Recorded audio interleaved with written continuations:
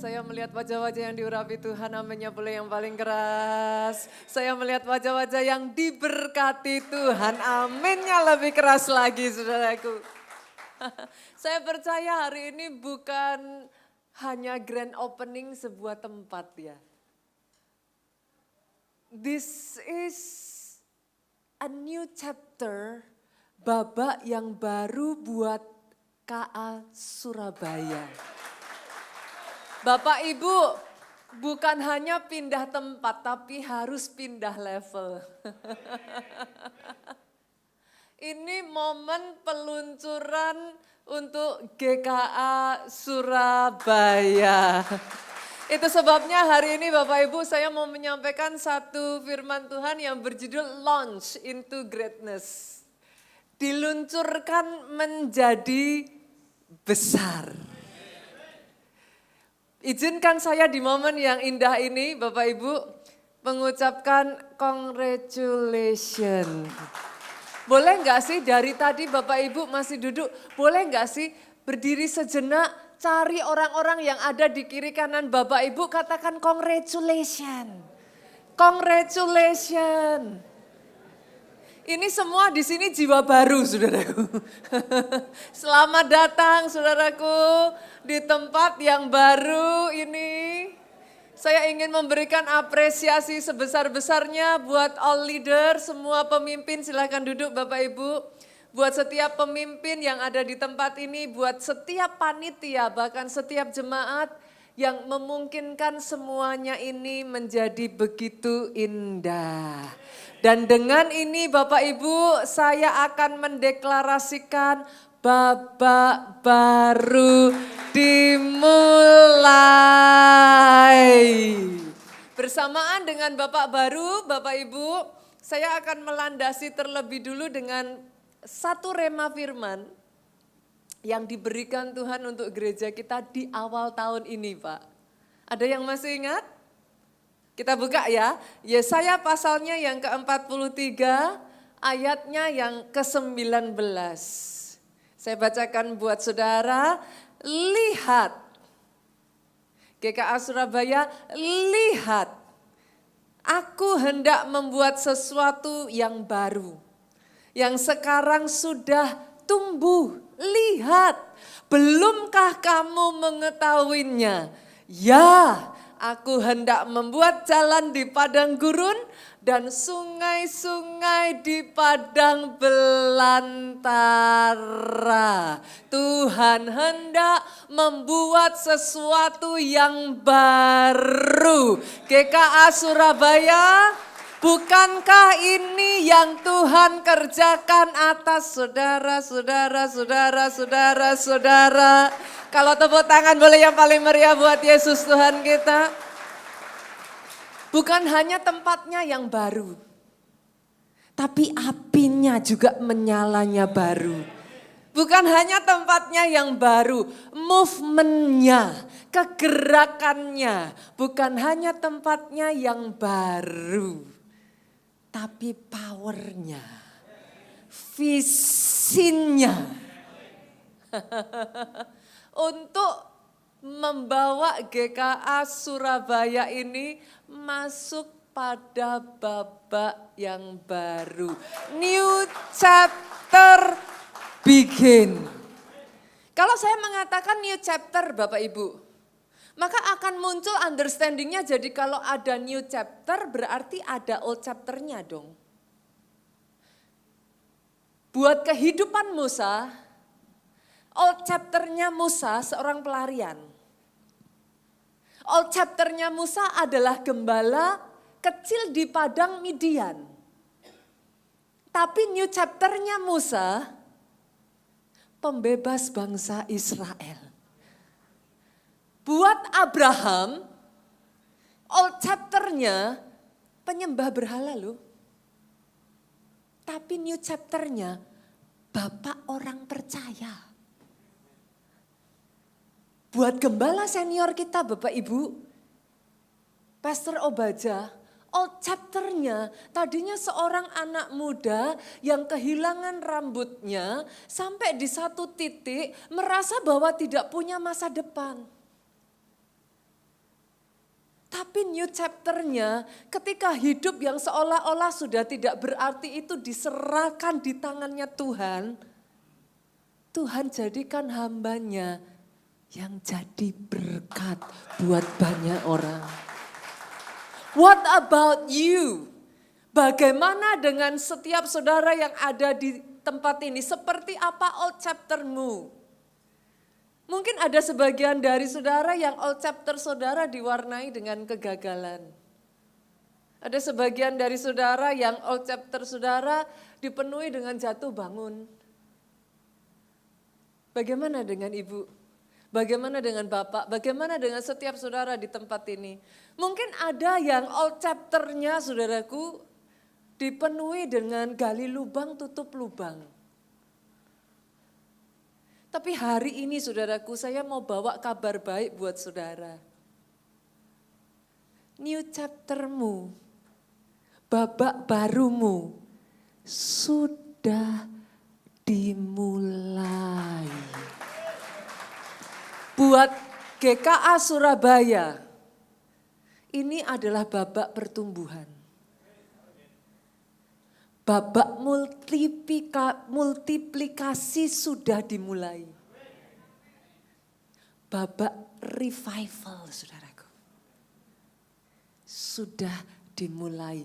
Launch into greatness. Diluncurkan menjadi besar. Itulah yang Tuhan kerjakan di dalam kehidupan Daud, saudara. Itu yang dikerjakan sedemikian rupa buat Daud, sampai Daud takjub, saudaraku. Karena ketika saudara di-launch, saudara diluncurkan menjadi besar, bersamaan dengan itu stage-nya juga digedein. Panggungnya digedein. Sampai saudara, Daud itu berkata di dalam 2 Samuel, pasalnya yang ke-7 ayatnya yang ke-18, siapakah aku ini ya Tuhan? Pernah dengar lagu-lagu ini saudaraku? Siapakah aku ini Tuhan, jadi biji matamu. Lagu itu dinyanyikan seperti tadi saudara kita Bro Ronald ya saya panggilnya ya. Bapak Ronald ini menyampaikan saudaraku. Satu lagu itu lahir dari seruan hati gitu. Buat Daud saudara, Daud tidak pernah menyangka, Daud tahu siapa dirinya saudara.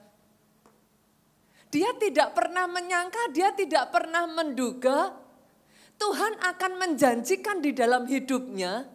Dia mengokohkan keluarganya, dia mengokohkan kerajaannya sampai selama-lamanya. Daud tahu siapa dirinya. Anak muda yang tadinya panggungnya begitu kecil. Padang gembala yang gak ada yang nonton. Hanya 2-3 ekor. Sampai Bapak Ibu, stage-nya diperbesar. Yang nobody, yang bukan siapa-siapa, Tuhan datangkan Goliat. Saya nggak tahu buat sebagian dari saudara ya, kalau hari-hari ini ada di antara saudara yang kau ngerasa kayak engkau sedang menghadapi Goliatmu. Jangan mundur Bapak Ibu.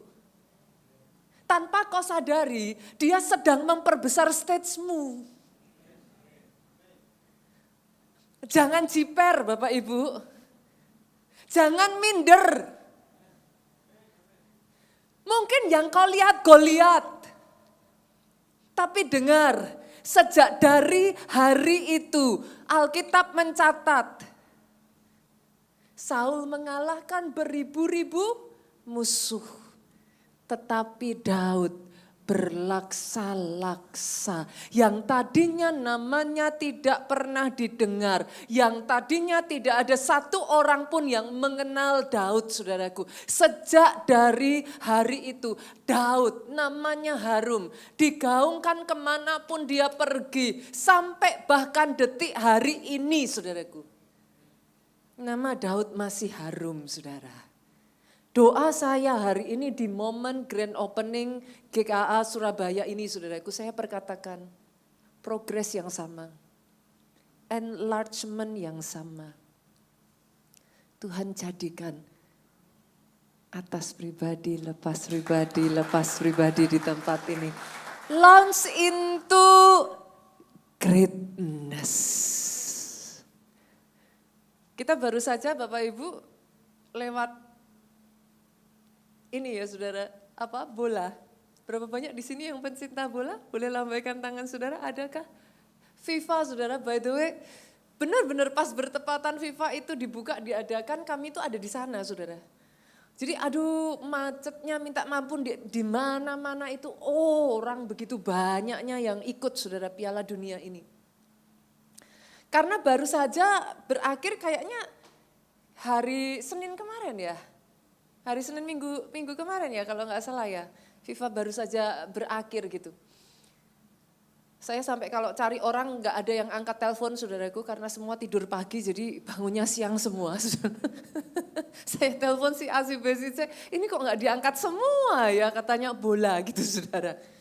Baru saja berakhir, karena baru saja berakhir saya percaya ada sangat banyak pelajaran yang kita bisa dapat dari momen FIFA saudara. Salah satunya saudaraku ada satu pemain baru saudaraku. Yang baru saja di launching di momennya FIFA tahun 2026 ini. Kenapa saya katakan baru di launching saudara?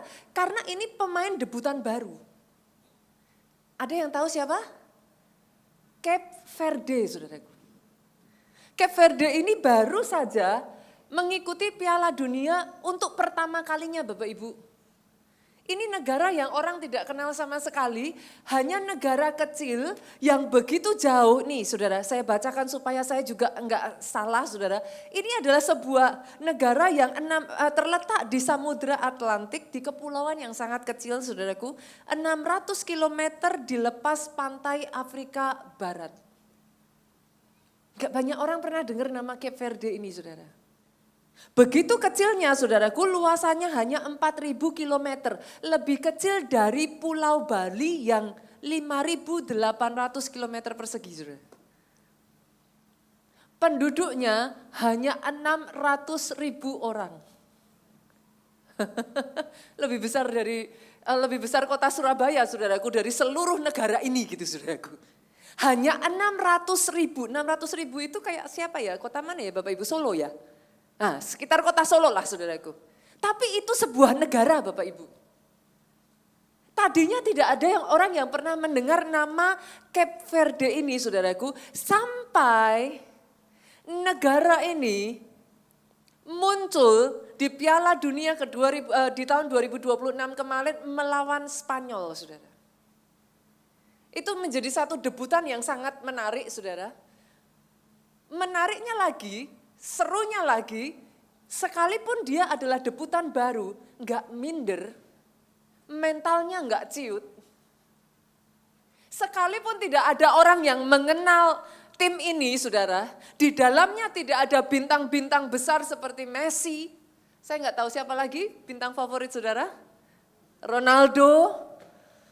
Siapa lagi saudaraku? Di dalamnya siapa? Pak David. Di dalamnya tidak ada bintang-bintang besar sama sekali. Tidak dianggap, sama sekali tidak ada yang memperhitungkan saudara.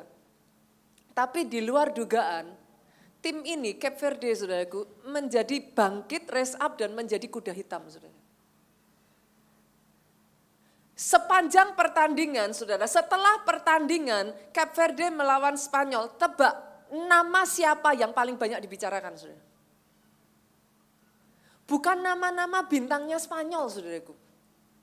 No, ini di sini pada nggak suka bola ya? No, bukan nama-nama besar yang sudah ada. Yang dibicarakan adalah seorang kiper yang notabene sudah termasuk usia tua karena sudah berusia 40 tahun Bapak Ibu. Dari Cape Verde namanya Fosinha. Saya lihat dari wajah-wajah saudara semuanya, oh. Artinya saudara juga gak pernah dengar siapa itu Fosinha, Pastor. Kiper ini menjadi terkenal, saudaraku, karena di tangan dia, saudara, Spanyol melawan Cape Verde berakhir 0-0. Sampai-sampai dijuluki mendapat gelar player of the match, saudaraku.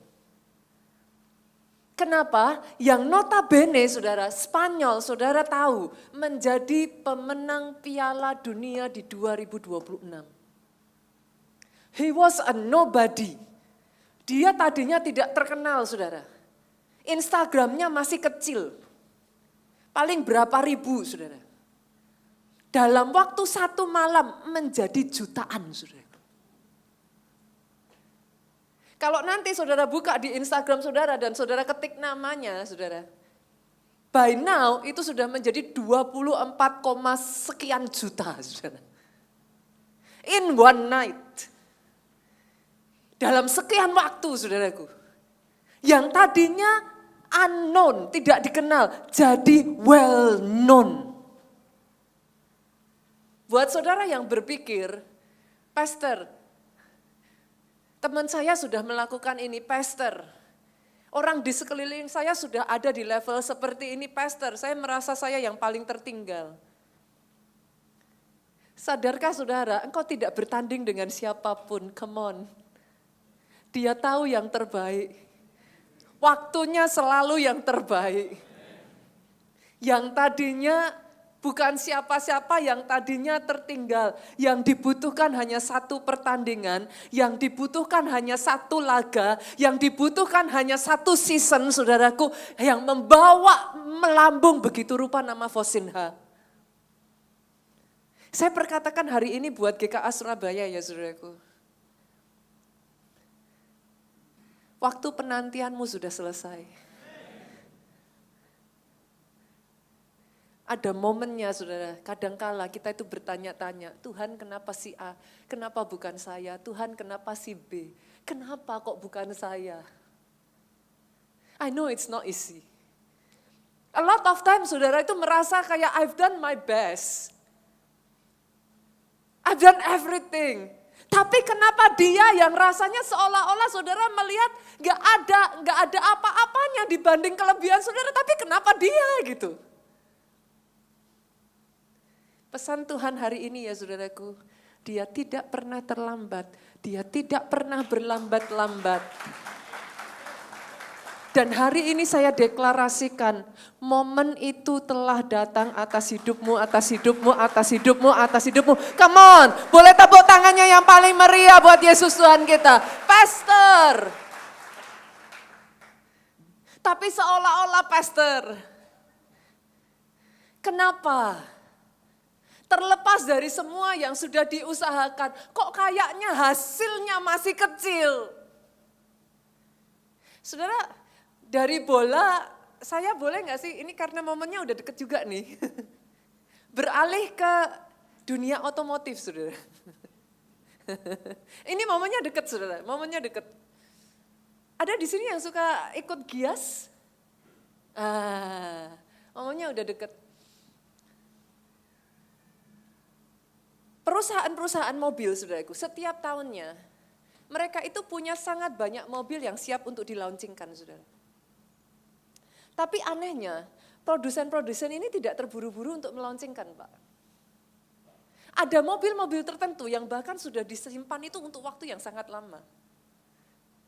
As though like kayak, kenapa sih gitu. Tunggu apa lagi gitu. Tapi mereka menantikan momen yang tepat, Pak. When the time comes, waktu momennya itu datang dan itu dilaunchingkan, tiba-tiba boom. Menjadi the talk of the town. Jadi pembicaraan. So buat saudara yang saat ini berpikir di dalam hatimu, Pastor, tapi kapan? Saya mengatakan kepada saudara, tepat pada momennya. Di momen yang Tuhan sudah tetapkan atas hidupmu, saudaraku. Dia sedang persiapkan engkau. Dia sedang melatih mentalmu. Dia sedang mengizinkan untuk bagian demi bagian yang ada di dalamnya dirakit. Karena Tuhanmu tidak tertarik dengan short term, Bapak Ibu. Dia tidak mau engkau hanya naik. Dia mau engkau naik, dan ketika engkau naik, engkau terus naik. Tambah naik. Menjadi kepala bukan ekor. Dari momen ke momen, kenaikanmu stabil. Bukan satu kenaikan yang membawa engkau meluncur jatuh. Tapi karena momen-momen yang disimpan itu, karaktermu dibentuk. Ketangguhan mentalmu diuji. Dari momen-momen itu, kerendahan hati itu, saudaraku, tumbuh di dalam dirimu. Sekalipun melalui tetesan air mata, kesadaran bahwa engkau ada sebagaimana engkau ada bukan karena engkau hebat. Tapi engkau menyadari di momen di mana engkau disimpan dan seolah-olah tidak ada satu orang pun yang melihat. Momen engkau berteriak, "Why Lord?"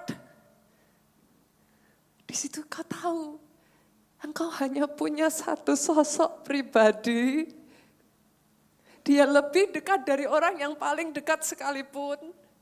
Di saat dimana engkau merasa kau sudah tidak kuat dan tidak ada yang memegang tanganmu, dia ada di sana memelukmu.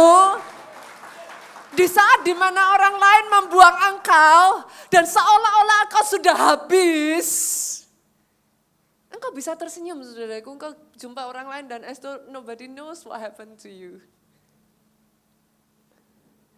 But you know yourself. Di momen itulah dia membentuk sesuatu within you. Kekekalan. Dia enggak pernah main jangka pendek, Bapak Ibu. GKA Surabaya. Dia tidak pernah main jangka pendek. Engkau dipersiapkan dengan sangat teliti. Engkau dibentuk. Orang-orang yang tepat ditempatkan pada tempatnya. Tidak pernah ada yang kebetulan, Bapak Ibu. Dia merencanakan. Dan ketika waktunya tiba, saya perkatakan buat saudara, jangan mundur teratur karena melihat Goliat. Jangan engkau mengatakan jangan saya pastor, bukan saya pastor, mungkin orang lain pastor. Ketika momennya tiba, embrace it with faith. Peluk itu dengan iman. Something yang dia grow within you di momen-momen penantianmu. Faith in believing bukan apa yang dilihat Bapak Ibu. Berbahagialah orang yang percaya sekalipun belum melihat. Aminnya sekali lagi yang boleh paling keras buat Yesus Tuhan kita, tepuk tangannya. Pertanyaannya sekarang, Pastor, what should I do? Kalau gitu apa yang harus saya lakukan? Sehingga saya ini dibawa Tuhan naik, saya juga mau Pastor. Saya lihat orang-orang di sekeliling saya rasa-rasanya kapan saya, gimana, what should I do? Satu ini ya Bapak Ibu ya, saya bagikan buat saudara. Do your best. Engkau tidak perlu jadi orang lain. Engkau tidak perlu iri dengan orang lain. Just do your best. Boleh saya tambahin? And keep doing your best. Ada orang yang hanya do the best kalau kelihatan orang lain. Tapi hari ini saya tantang. Jadikan doing your best itu your identity. Itu mengakar begitu rupa sampai-sampai Saudara lupa, it is you. Saudara nggak bisa jadi kurang dari itu aja gitu. Mau orang ngomong apa, saudara tetap keep on doing your best. Bolehkah saya katakan ini Bapak Ibu? Yang namanya emas, kalau ditaruh di tempat sampah pun dia tetap emas. Sorry to say Bapak Ibu, orang boleh tidak menyadari dia emas dan dia boleh dibuang. Orang boleh tidak menyadari dia emas dan dia diinjak-injak, tapi yang namanya emas tetap emas. Maaf Bapak Ibu, emas tidak bersinar karena disepuh. Come on. Emas bersinar karena substansi yang ada di dalamnya. Semakin dia dibakar, semakin dia menghadapi api, dia tidak jadi lebih buruk. Emas itu akan semakin berkilau. Doa saya hari ini saya berjumpa dengan emas-emas itu di tempat ini Bapak Ibu. Somehow, engkau nggak bisa settle for less. Ketika orang lain hanya memberikan setengah hati, kau tidak bisa. You simply cannot. Ketika orang lain memilih untuk kompromi, you look at yourself, dan engkau berkata, sorry, tapi aku nggak bisa. Ketika orang lain, saudaraku, memilih untuk mundur teratur dengan tantangan yang ada di depan matanya,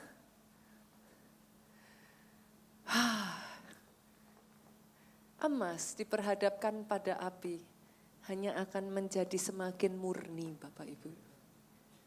Dia akan menjadi 24 karat saudara. Kapanpun itu, dia hanya akan terus naik nilainya. Dia boleh kecil, tapi coba saudara, kalau saudara pernah pegang emas batangan, boleh kecil, tapi coba dong diangkat, dia berat. Boleh kecil, tapi dia berat. Kenapa? Karena emas adalah salah satu logam dengan massa paling berat. Do your best. Keep doing your best. Gereja Keluarga Allah Surabaya, boleh nggak saya nitip pesan buat Bapak Ibu yang ada di tempat ini? I may not be here forever, saya mungkin nggak akan terus ada bersama saudara di tempat ini. Tapi boleh nggak sih saya titip pesan? Do your best dalam 3 hal ini Bapak Ibu. Yang pertama, secara tubuh. What do you mean secara tubuh, Pastor? Tubuh itu sesuatu yang kau bisa lihat secara fisik. Secara tubuh, secara fisik. Banyak orang itu sering, apalagi anak Tuhan sering ngomong sama saya kayak gini. Pastor, tapi kan Tuhan melihat hati. Itu perkataan itu benar sekali, saudara. Yes, Tuhan melihat hati. Siapa yang melihat hati? Manusia melihat apa? Itu dia. Loh betul, yang lihat hati itu Tuhan itu so true. Tapi maaf Pak, manusia lihat penampilan. GKA Surabaya boleh nggak sih? Tempat ini sudah indah, tempat ini sudah luar biasa. It's a blessing. 5 tahun dari sekarang, saya datang di tempat ini, masih indah nggak? Masih dirawat nggak? Atau indah hanya 1 tahun pertama, atau indah hanya 1 bulan pertama, atau indah hanya 1 minggu pertama? 2 tahun berlalu, 3 tahun berlalu, saya mulai melihat ada yang lubang, ada yang... Boleh nggak saya titip yang pertama dulu? Secara fisik, saudaraku, do your best. Buat setiap jemaat di tempat ini, senggol kiri kanan yuk, sama-sama rawat rumah Tuhan. Sama-sama rawat dan cintai rumah Tuhan. Kalau saudara lihat sampah bergeletaan ada di mana, saudara lihat, saudara lewat, jangan berpikir ini tugasnya OB. Ini tugasnya tim bersih-bersih. No, why not ambil buang, masukkan di tong sampah Bapak Ibu. Kalau saudara lihat ada yang berantakan, kalau saudara lihat ada yang kurang indah saudara. Yuk sama-sama jadikan ini rumah yang nyaman. Rumah yang menyenangkan untuk didiami Bapak Ibu. Boleh ya? Boleh ya Bapak Ibu? Bukan hanya pas momen ini saja, bukan hanya waktu momen grand opening saja, semuanya keren, semuanya cantik. Tapi boleh enggak sih setiap minggunya, mungkin nanti Bu Evi, Pak David, kalau saya lihat dari streaming, saya melihat enggak kalah keren, semakin minggu setiap bulannya tambah keren dan tambah cakep. Boleh? Boleh ya? Kenapa? Yang lihat hati cuman Tuhan. Manusia melihat rupa. Bapak Ibu Asyar yang bertugas, boleh enggak sih yang hari-hari lain terserah, tapi khusus hari Minggu mandi dan sikat gigi dulu. Boleh? Ketika saudara datang, pastikan do your best. Siapa tahu saudaraku, ketika saudara do your best, saudara datang di tempat ini, Pak, ketemu jodoh loh. Yang belum dapat pasangan saudaraku. Kalau sudah punya istri jangan ketemu jodoh yang lain lagi Bapak Ibu. Kita nggak pernah tahu. Jadi yang pertama, saya titip yuk, jaga. Do your best secara tubuh. Yang kedua Bapak Ibu, jiwa. Apa yang dimaksudkan dengan jiwa? Ini yang saya harapkan saudaraku, saya selalu mengatakan ini, jangan menjadi terlalu profesional sampai engkau lupa artinya satu jiwa. I teach myself that. Saya mengajarkan pada diri saya sendiri itu. Kadang sebagai seorang pelayan Tuhan, kadang sebagai seorang hamba Tuhan saudaraku. You become so professional and that's okay. Tapi kau lupa. Satu jiwa di hadapan Tuhan itu artinya besar.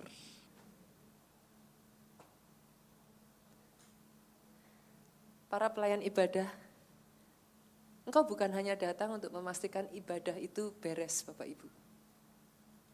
Engkau datang untuk memastikan adakah orang yang datang hari itu yang sedang butuh Tuhan. Oh, kalau teman-teman KA Worship yang ada di sini, bukan hanya sekedar memainkan keyboardnya ataupun bassnya ataupun drumnya, tapi engkau bisa melihat dengan persiapan yang terbaik yang kau lakukan, ada jiwa-jiwa yang sedang hancur dan mereka mungkin sudah berteriak. Mereka duduk di sana mendengar permainanmu yang sudah dipersiapkan dengan begitu rupa. Hati mereka hancur dan di situ mereka mengalami Tuhan secara pribadi. Satu momen yang kau persiapkan itu menjadi satu terobosan momen selamanya perubahan dalam kehidupan seseorang.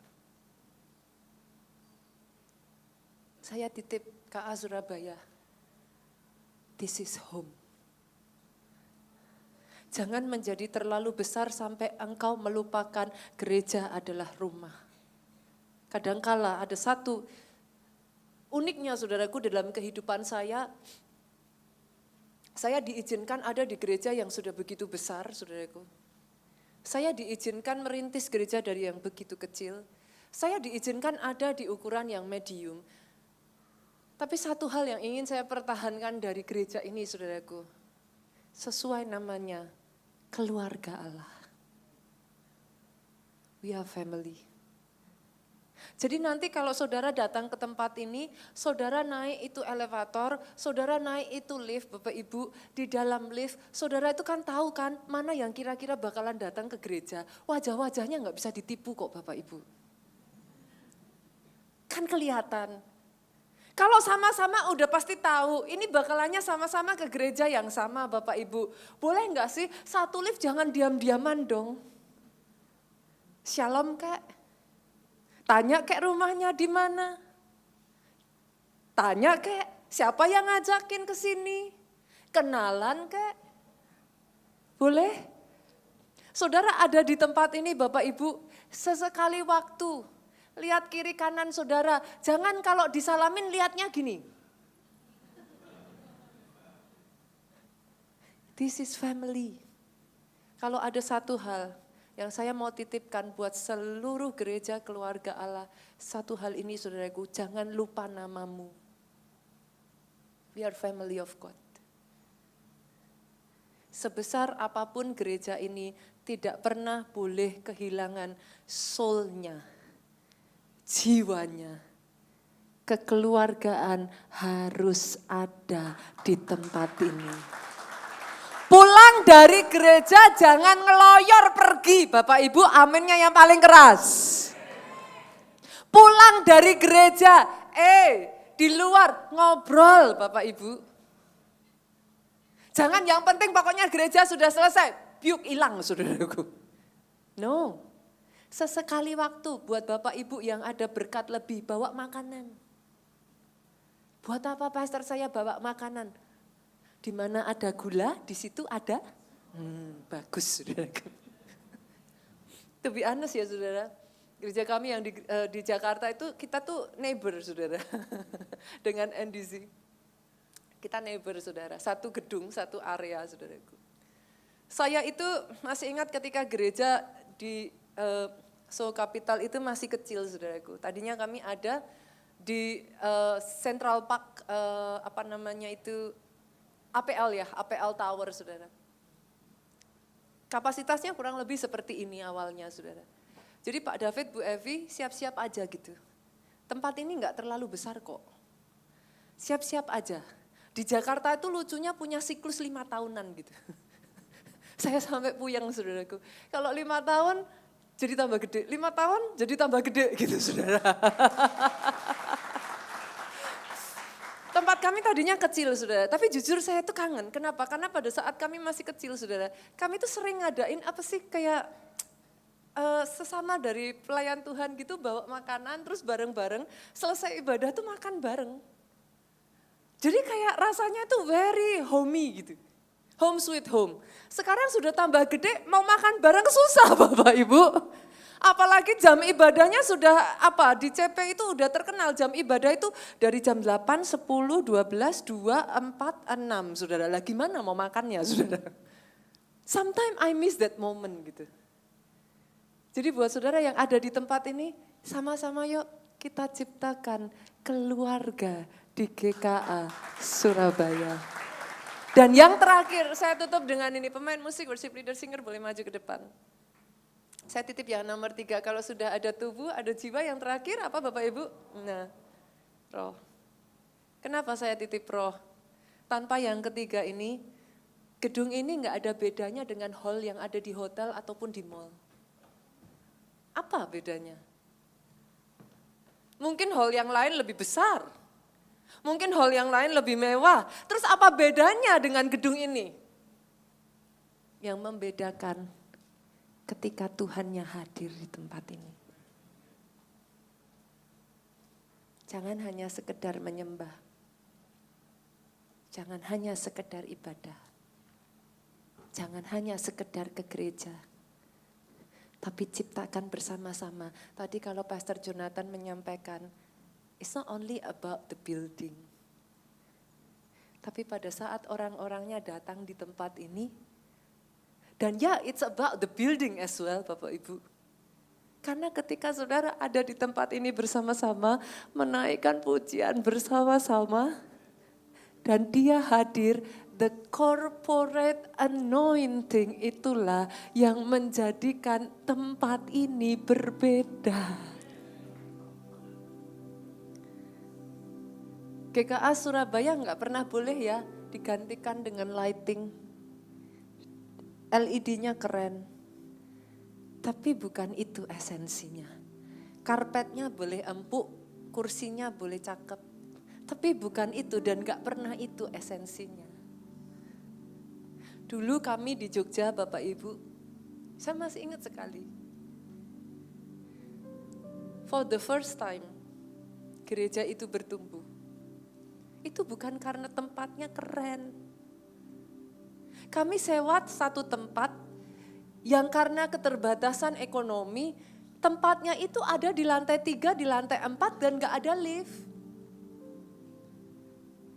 Jalur masuknya itu tempat pembuangan sampah. Siapa orang yang mau datang gitu?